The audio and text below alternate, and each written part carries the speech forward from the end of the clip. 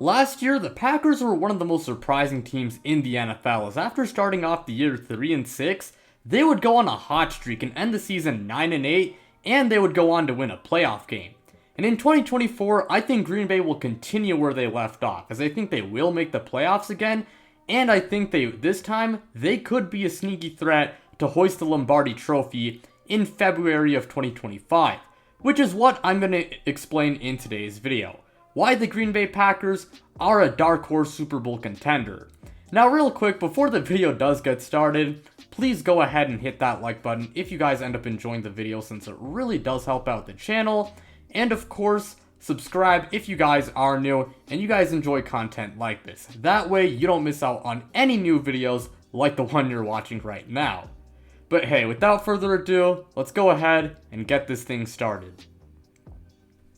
Now for starters, Jordan Love is one of the best quarterbacks in the league right now. He did have a rocky start to his 2023 campaign, but he greatly improved as the season went on, and in his last 8 games, he threw for 2,150 passing yards, 18 passing touchdowns, and only 1 interception, while putting up good efficiency stats and leading the Packers to a 6-2 record in that time span.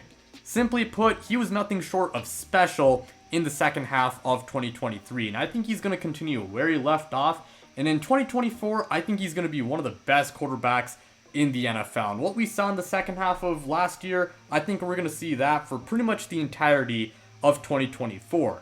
Jordan Love is also only 25 years old, and he has a lot of room to grow, and he does have a pretty high ceiling, and he's a really talented player. So I could see him being a top 5 quarterback in the future one day, and that could happen as soon as this upcoming season. Quarterback, it's obviously the most important position in football, and having an elite quarterback, it will do wonders for you. And Jordan Love, he is a guy who I think is capable of becoming an elite quarterback, and someone who I think is obviously capable of winning a Super Bowl as a starting quarterback. So simply put, Jordan Love is an absolutely amazing player, and there really isn't much else to say about him. Along with that, the Packers are very strong at the skill positions. Their wide receiving core is quite good, as while the Packers do lack a true number 1 wideout, they are incredibly deep at the position, and they got several good players. Jayden Reed, he had a really good rookie season, and personally, I think he will emerge as a legit number 1 wideout in 2024. Christian Watson, he does have a lot of potential, and he has been pretty solid when he's played. He really just needs to stay healthy. Dontavion Wicks, he had a pretty surprising season, as he was just a mere 5th round pick in the 2023 NFL draft. But I liked him a lot coming out of Virginia and thought he was a big sleeper coming out of that draft class. And I was right, as Dontavion Wicks, he had a very solid 2023 campaign. And Romeo Doubs, he's also a pretty good player. So again, right now the Packers do lack a true number 1 wideout, but they have 4 reliable guys. And again, I do think Jayden Reed or even Christian Watson, I think either of those guys are capable of becoming a number 1 wide receiver. Along with that, Green Bay's tight ends are also quite good, as Luke Musgrave and Tucker Kraft, they are both pretty solid players. And lastly, the Packers' backfield is pretty good, as they signed Josh Jacobs, who's one of the better running backs in the league right now. I know he had a big down season in 2023, but I do think he was held back by the Raiders O-line, and while I don't think he'll play as well as he did in 2022, simply for the fact that it's pretty hard to repeat that kind of production on a year-by-year basis, I do think Josh Jacobs should be in for a pretty big bounce-back season.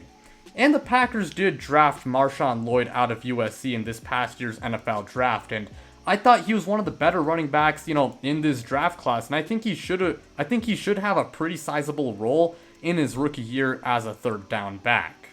The Packers' offensive line is also quite solid, and last year they were 2nd in pass block win rate and 16th in run block win rate, according to ESPN. Zach Tom and Rasheed Walker, they're both at the tackle spots, and they're pretty decent players. Josh Myers, admittedly, he's a pretty mediocre center.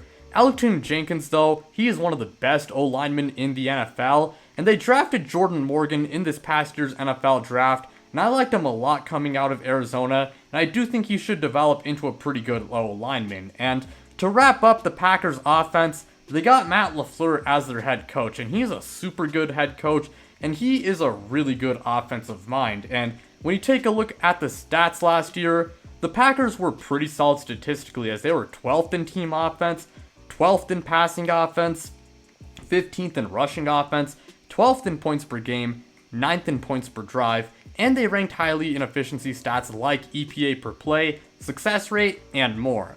I expect these stats to improve next year, as those numbers, they were affected by their 3-6 start.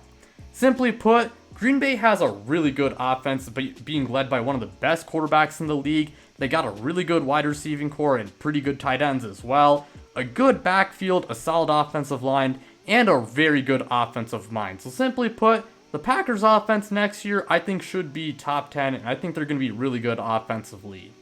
Now defensively, last year the Packers were okay, as they were the 10th best team defense statistically, and along with that they were also 9th in passing defense, 10th in points per game, and 10th in red zone percentage. But at the same time, they were also 28th in run defense, the 8th worst team when it came to third down defense, 22nd in points per drive, and they ranked bottom 12 in efficiency categories like EPA per play, success rate, etc. However, this team is not devoid of talent on that side of the ball, and I think a lot of those shortcomings were due to poor coaching. Luckily, the Packers, they did fire Joe Barry this offseason, and to replace him, they hired Jeff Hafley. Hafley did spend some time in college and was most recently the head coach at Boston College, but he does have NFL coaching experience, and he was quite solid at BC outside of 2022, and his defenses at BC, they were pretty good, again, besides 2022. If he does prove to be the guy at defensive coordinator, then the Packers defense should be one of the better units in 2024. I mean, they already got a pretty good defensive line, as Kenny Clark and Devontae Wyatt, they are both pretty good defensive tackles. Rashawn Gary, he is one of the best edge rushers in the NFL. Preston Smith, he's also pretty good. And Lucas Van Ness, he had a solid rookie season, and if he gets more opportunity, he should only get better. As for their linebackers, Quay Walker, he's pretty decent. And right now, Isaiah McDuffie is currently listed as their other starting linebacker, and I mean, he's fine. He's nothing special, but I guess he's not horrible. They also did draft a Jarian Cooper, though, from Texas A&M in this past year's NFL draft, and I thought he was the second best linebacker in this past year's NFL draft. And while I don't know how much playing time he's going to get in 2024, I definitely think he can be pretty good if given the opportunity. When it comes to cornerback, Jair Alexander is one of the best corners in the NFL when he is healthy. He did have a bit of a down season in 2023 as he was dealing with a lot of injuries, but I do think he will bounce back in 2024 as long as he is healthy. Now the corners outside of him are a bit of a question mark, as Eric Stokes, he had a good rookie season, but ever since then, he's fallen off and he has struggled with injuries. Keyshawn Nixon, he's a pretty good returner, but as a cornerback, he's kind of mid. And Carrington Valentine and Corey Ballantyne,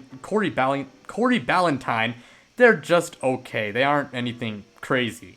However, that said, their cornerback room is not bad by any means, and if one of these other guys besides Jair Alexander can step up as a good corner too, then that should really answer their questions there. And I think their safety play should be 1,000 times better than what it was last year, as they signed Xavier McKinney, who's one of the best safeties in the league, and they drafted Javon Bullard out of Georgia in this past year's NFL draft. And I thought Javon Bullard was the second best safety in this past year's NFL draft, and I think he's going to be a really good player for the Packers. The talent for them to be a top 10 unit, it is there. The coaching really just has to be good in order for them to reach that level, and I think their coaching will be good enough for them to be a top 10 defense. Now, as I implied at the beginning of the video, I think the Packers are a damn near playoff lock this season, and they very well could win the NFC North. I mean, Green Bay is super talented on both sides of the ball, and they got pretty much all the pieces in place to win a Super Bowl.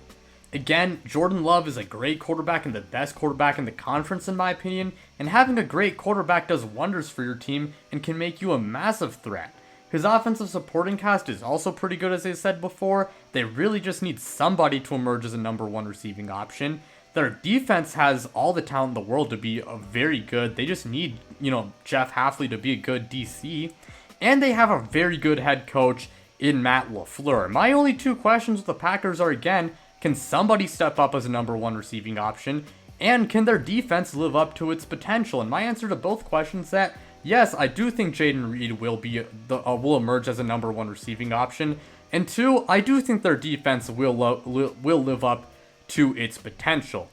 And luckily for the Packers, the NFC isn't as loaded as the AFC. Now, there are some teams they do need to worry about, like the 49ers. They are the reigning NFC champs, and they are still a top 3 team in the league. But the Packers, they were competitive in their divisional loss to them, and I do think GB could still beat them.